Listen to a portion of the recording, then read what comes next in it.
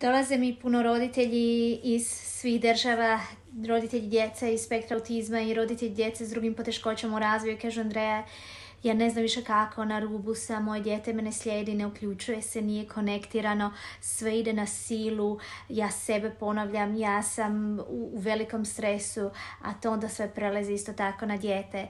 Ovdje nam savjet svim roditeljima: prvo, niste sami, drugo, svaki roditelj može jako puno uraditi, ali najbolje, ja uvijek kažem, potražiti stručnu pomoć. Znači, ok, imati neko ko će vas voditi na tom putu. Meni osobno najviše odgovara RDI program, puno pišem o njemu, imate u opisu mog profila.